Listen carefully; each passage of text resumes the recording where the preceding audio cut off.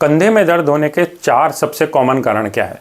तो सबसे पहले अगर हम कारणों की बात करें तो उन कारणों की बात करते हैं जो कि यंग एज में होती हैं, मतलब जवान लोगों में, और उसमें भी अगर कोई एथलीट है या फिर एक्सरसाइज करने वाला है, जिम जाने वाला है, तो ये कारण सबसे ज़्यादा कॉमन है।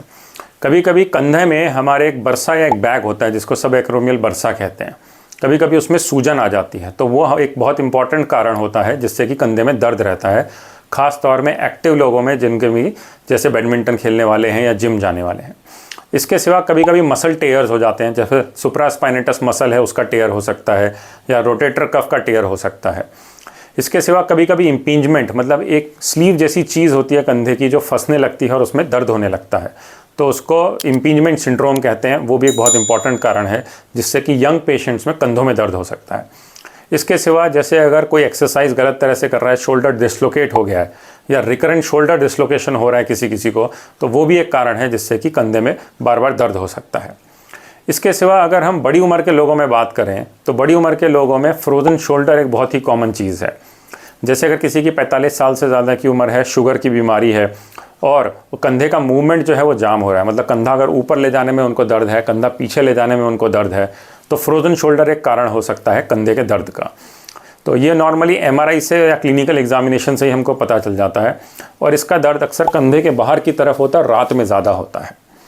इसके सिवा जो तीसरा कॉमन कारण है कंधे में दर्द होने का, वो ये है कि अगर किसी को चोट लगी हो, जैसे कि अगर कोई फ्रैक्चर हो गया, तो यहाँ पे एक हड्डी रहती है क्लेविकल, जिसे कि कॉलर बोन भी कहते हैं, उसका भी फ्रैक्चर हो सकता है कि जिसकी वजह से कंधे में दर्द हो।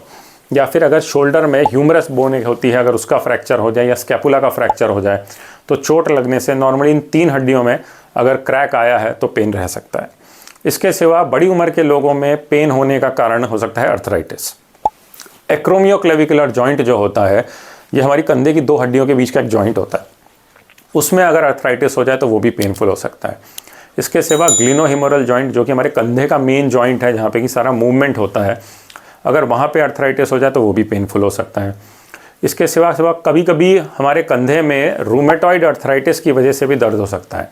अगर किसी को संधिवात की दिक्कत है, रूमेटॉइड अर्थराइटिस का टेस्ट पॉजिटिव है, तो उस रूमेटॉइड अर्थराइटिस के अटैक से भी कंधे में दर्द हो सकता है।